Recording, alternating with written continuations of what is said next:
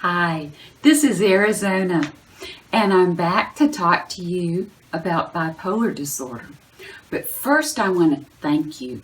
Last time I talked to you, I gave us a challenge to be a community for one another and to be responsible to one another to participate in our own wellness. And thanks to you being out there, I was able to totally transform what had become a horrible habit. I shared with you that I was going through a divorce, and during that time from the beginning until the end, it was 8 months, and I did not exercise one time that whole time, and that's that's not a good thing. That's really not a good thing if you've got bipolar disorder. Anyway, thanks to you, to the challenge, to this community, I have been walking 3 to 5 miles a day. So thank you so much. And I hope you're going to have a sense of responsibility to not disappoint me and not disappoint the other folks who are all participating with you in our search and path to wellness. Yeah. Okay, today I want to talk to you about something so important. That's why I made it the first thing. It's about shame, and it's about the stigma of mental illness.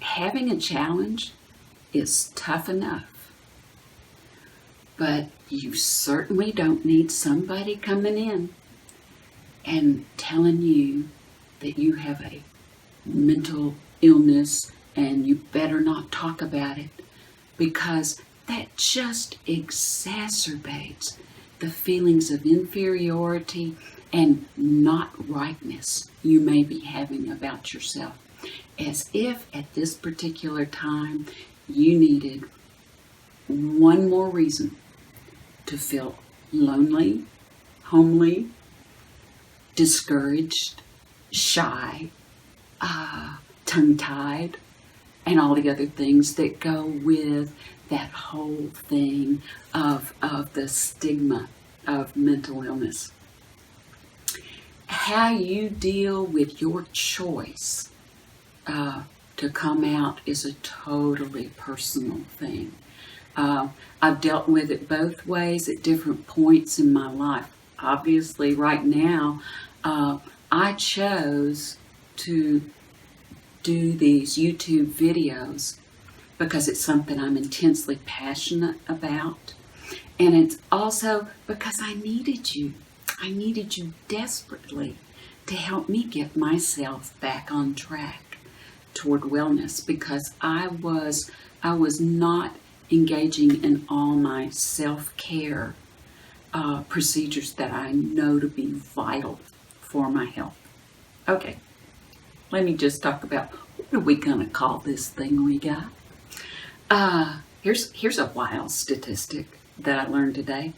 1 in 3 Americans have experienced symptoms of a mental illness. 1 in 4 women, if the statistic is to be believed, takes a psychotropic drug. I think we ought to drop the stigma. I really, really do. So let's talk about labels. Am I mentally ill? Well,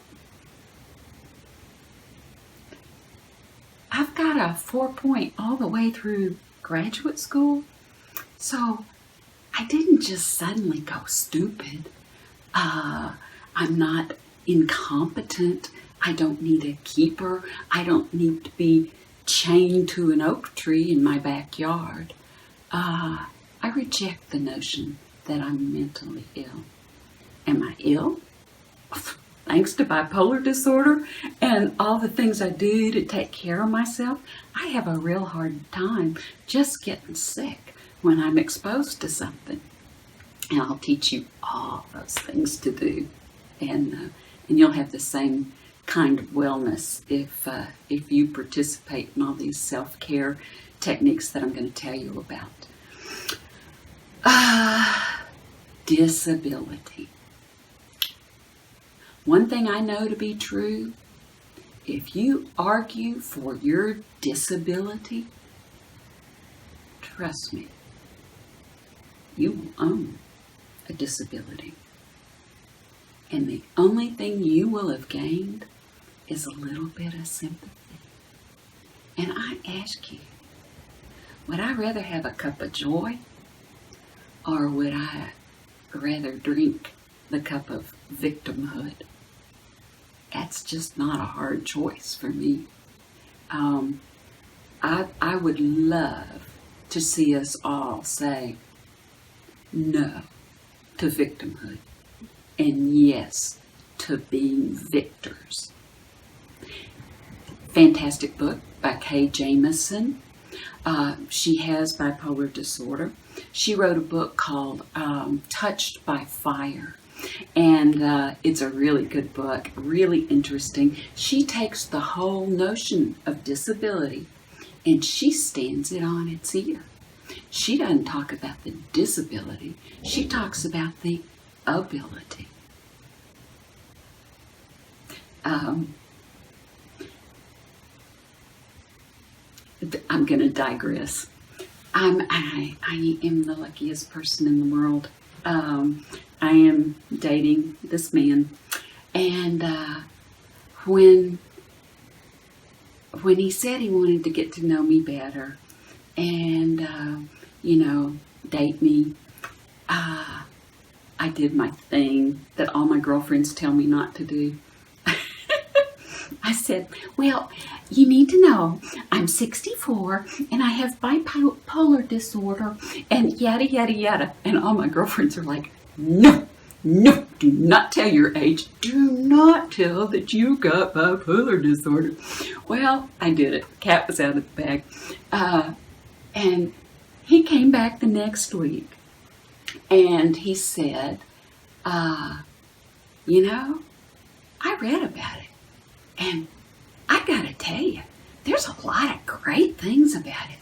It mentioned hypercreativity. It mentioned hyperintelligence. It mentioned hypersexuality. And I like all those things.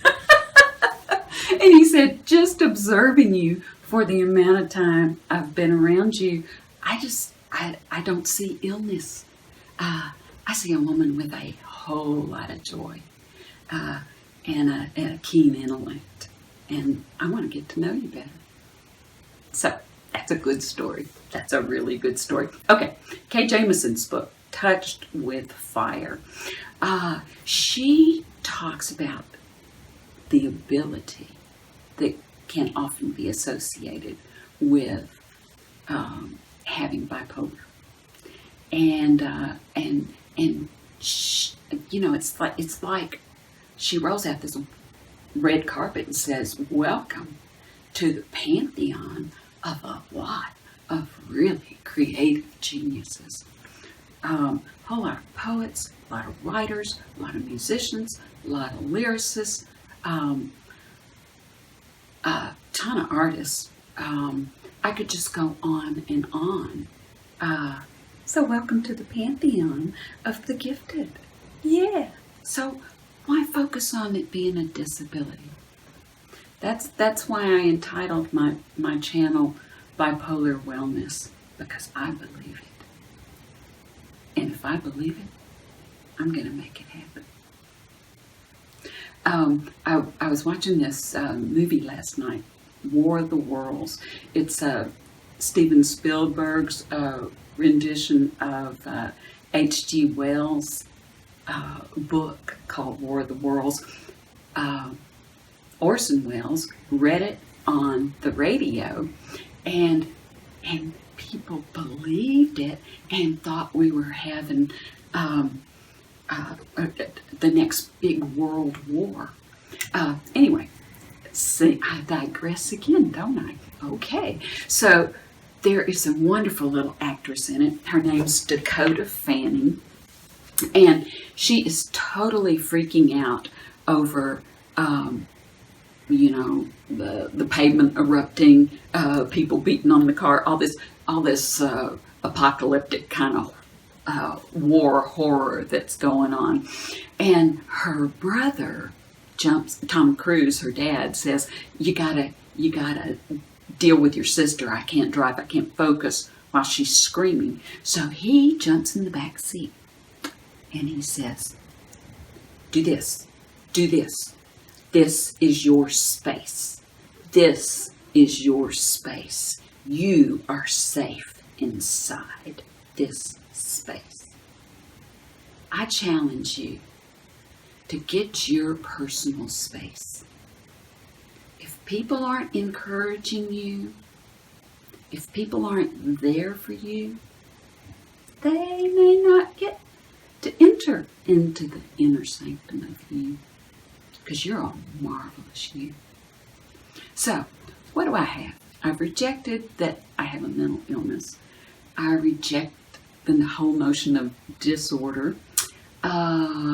Although that for me comes closer because before I got on medication and got my diagnosis, I really did.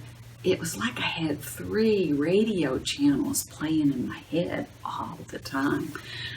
So, yeah, it's a little disorder. Yeah, it could be. But I'll tell you what I've really got, and it's not terribly scary. I have a chemical imbalance in my brain that affects my mixture of happy and sad. That's all. No big catastrophe. No reason to turn me into a social pariah. No reason to be afraid of me. Afraid I'm going to, pull a Lizzie Borden and commit an axe murder. The imbalanced can become balanced through all these techniques I'm going to show you. Isn't that tricky, people? We can do this. And I hope we do it together. And I've loved talking to you about this. Shun the shame. If you don't remember anything else I said, remember, shun the shame. Make yourself sacred inside your protected space because you deserve it. You've got a special, unique brain. Glory in it. Thank you.